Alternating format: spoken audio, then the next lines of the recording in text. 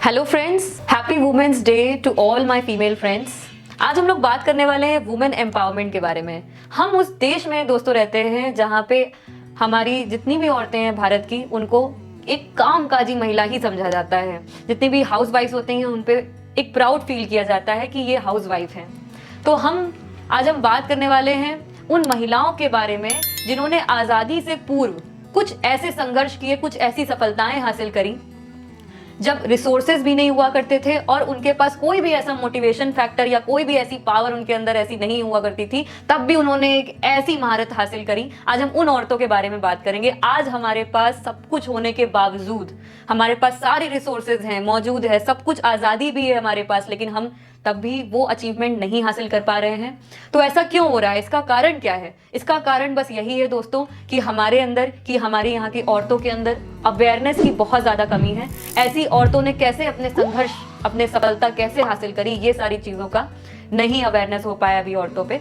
तो अगर हम कुछ फैक्टर्स की भी बात करते हैं दोस्तों, तो हमारे जो इंडिया के अंदर फैक्टर्स हैं, अगर हम सेक्स रेशियो की बात करें, सेक्स रेशियो में तो इंक्रीमेंट देखने को मिल रहा है दोस्तों। लमसम 1000 मेल में आपको 995 तक फीमेल्स अब मिलने लगे हैं, और ये रेशियो पहले कम हुआ करता था। अगर हमारे पॉपुलेशन में आधी जनता, आधी आबादी, लमसम अप्रोक्स टू 48% हमारी वुमेन्स प्रेजेंट हैं, तो हर फील्ड में अगर वुमेन्स आ जाती हैं, हर फील्ड में अगर समानता उन्हें मिल जाती है, अधिकार उन्हें मिल जाते हैं, तो हमारी इंडिया का ग्रोथ रेट ऑलमोस्ट 30% तक बढ़ाया जा सकता है। ये एक सर्वे किया हुआ डेटा है, और इस फैक्ट को अगर बहुत जल्दी हम समझ लें, तो हम अगर सारे फील्ड्स में औरतों को हम समानता देने लग जाएं, तो हमारा इंडिया का ग्रोथ रेट ऑटोमेटिकली बढ़ जाएगा दोस्तों। अगर हम इंटरनेशनल वुमेन डे के पीछे की छुपी कहानी को अगर हम समझें, तो आपका जो इंटरनेशनल वुमेन डे है वो 1911 में पहली बार मनाया गया था।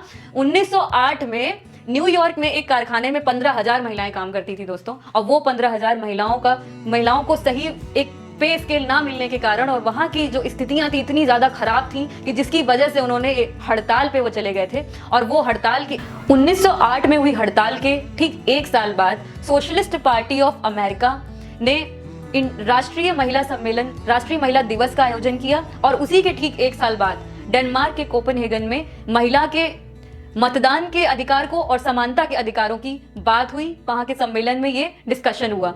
तो 1911 में पहली बार दोस्तों इंटरनेशनल वुमेन्स डे सेलिब्रेट हुआ। इंटरनेशनल वुमेन्स डे सेलिब्रेट करने की नौबत क्यों आई? हम क्यों मनाते हैं इंटरनेशनल वुमेन्स डे दोस्तों? इंटरनेशनल वुमेन्स डे हम इसलिए मनाते हैं कि जितनी भी औरतें हैं दुनिया भर में, लमसम सिर्फ 15% ही ऐसे देश हैं, 15% ही महिलाओं को उच्च ओहदा प्राप्त हुआ है। सिर्फ 15% देशों में महिलाओं को उच्च ओहदा प्राप्त हुआ है। बाकी जितनी भी औरतें हैं, कहीं पे भी महिला वरिष्ठ, आपके जुडिशियरी, जितनी भी आपके डिसीजन मेकिंग सेक्टर्स हैं, वहां पे महिलाओं का सिर्फ 9% ही आंकड़ा देखने को मिलता है। 9% सिर्फ औरतें डिसीजन मेकिंग क्षेत्र में मौजूद हैं। अगर हम हेल्थ सेक्टर की बात करें, अगर हम स्वास्थ्य की बात करें, तो स्वास्थ्य में भी लमसम हर दिन 830 महिलाएं डिलीवरी के दौरान ही अपना दम तोड़ देती हैं, मर जाती हैं। तो स्वास्थ्य सेवाओं में भी महिलाओं का बहुत अच्छा नहीं हमें देखने को मिल रहा है।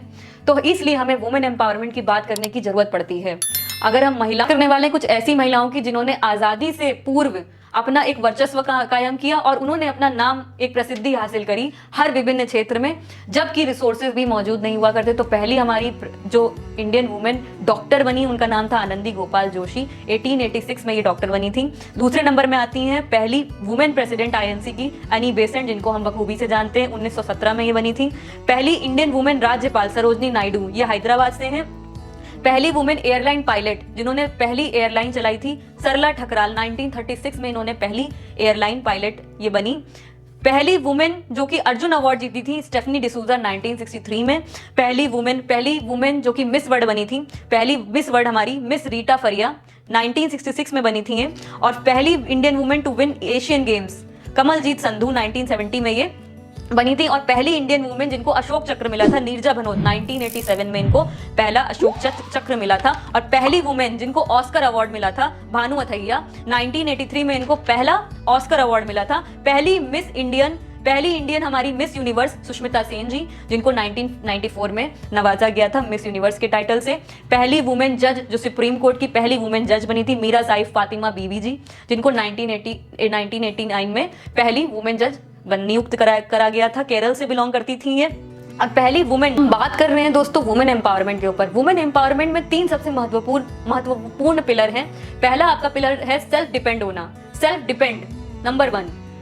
दूसरा है आपका आत्मनिर्णय, सेल्फ डिसीजंस। अगर आपको कोई डिसीजन लेना है उसके लिए आप ही जिम्मेदार हैं, उसके लिए आप दूसरे के डिसीजंस पे हावी बिल्कुल मत होइए। जैसे कि आपको कब शादी करनी है, आपको कब बच्चे पैदा करने हैं, आपको किससे मिलना है, किससे नहीं मिलना है, कहाँ जाना है, कब जाना है, ये सारे फैसले आपके खुद के होने चाहिए। और तीसरा सबसे इंपॉर्टेंट है पार्टिसिपेशन, सामाजिक और राजनीतिक तौर पे जो आपका एक सहयोग होना चाहिए सोसाइटी की तरफ, वो आपको एक अधिकार मिलना चाहिए। तो ये 3 सबसे महत्वपूर्ण पिलर हैं वुमेन एम्पावरमेंट की जो हम बात करते हैं। फेमिनिज्म की जो हम बात करते हैं, फेमिनिस्ट जो भी लड़की, जो भी औरत अगर समानता की बात करने लग जाए उसको हम फेमिनिस्ट बोलने लगते हैं। तो अगर कोई लड़की समानता की बात करे तो उसमें गलत क्या है? समानता मिलना बहुत जरूरी है। आज भी ये स्थिति है इंडिया के अंदर कि जेंडर इनइक्वालिटी है। औरतें कम पे स्केल में काम करने को उसी काम के लिए तैयार हैं और वो करना उनकी मजबूरी भी है। अगर हम टॉप हमारी वुमेन एंटरप्रेन्योर जो मौजूद हैं आज भारत में, उनकी अगर हम लोग बात करेंगे तो नंबर 1 पे हमारी जो आती हैं, सबसे नंबर 1 पे टॉप पे है वंदना लूथरा जी, जो कि वीएलसीसी की को-फाउंडर हैं।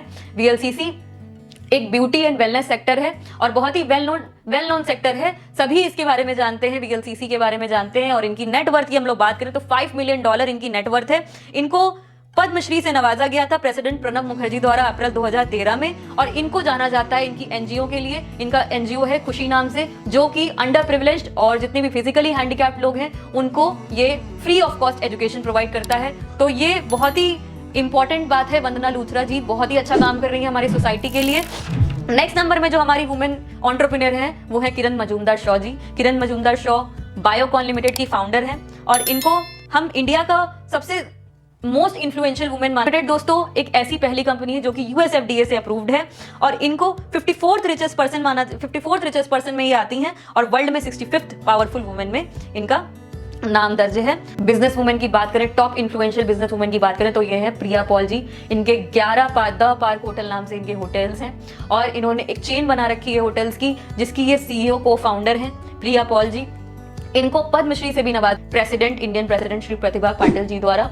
और इनका जो नाम जो इन्होंने हासिल किया है, जो शोहरत इन्होंने हासिल की है, उसमें इन्होंने बहुत संघर्ष और बहुत मेहनत के बाद इनको ये नाम यहाँ पे मिल पाया है। नेक्स्ट हम बात करें अगर तो बात करें हमारी यंग दोस्तों, बात करते हैं अदिति गुप्ता जी के बारे में। अदिति गुप्ता फाउंडर हैं अपनी मेंस्ट्रुपीडिया कंपनी की। मेंस्ट्रुपीडिया एक ऐसी कंपनी है जिसमें कि इन्होंने एक आइडिया को बिल्ड किया है। जितनी भी गर्ल्स हैं, टीनेज गर्ल्स हैं जो कि टॉक नहीं कर सकती, जिनको नहीं पता कि मेंस्ट्रुएशन क्या होता है और मेंस्ट्रुएशन के आगे क्या क्या फेजेस रहते हैं, तो उसको डीपली स्टडी करने के लिए, उनको थोड़ा सा अवेयरनेस देने के लिए, गर्ल्स को अवेयर करने के लिए स्कूल लेवल पे, देन आपके एनजीओज में ये वर्क कर रही है इनकी कॉमिक बुक। और कॉमिक बुक में इन्होंने एक ऐसे कैरेक्टर्स को प्ले करा है जो कि एक फन वे में जो एक गर्ल को समझा सकता है कि क्या होता है ये मेंस्ट्रुएशन एंड क्या होता है आपका ये पीरियड्स। तो इसके बारे में डिस्कशन किया गया है। सैनिटरी नैपकिन्स के बारे में इसमें डिस्कशन किया गया है। तो ये बहुत ही अच्छा एक आइडिया ये लेके आए हैं और जितने भी एनजीओज हैं, जितने भी हमारी गर्ल स्टूडेंट्स हैं, उनको हम अच्छे से बता सकते हैं, अवेयरनेस दे सकते हैं थ्रू दिस कॉमिक बुक। इन्होंने ये कॉमिक बुक 14 लैंग्वेजेस में और लमसम 18 कंट्रीज में इन्होंने लॉन्च की हुई है। इन्होंने विस्पर के साथ भी टाई अप की। टच द पिकल नाम से इनका एक प्रोग्राम लॉन्च हुआ। इस मूवमेंट को इन्होंने डिफरेंट सिटीज में वर्कआउट किया और इनको बहुत ही अच्छा रिस्पॉन्स मिला।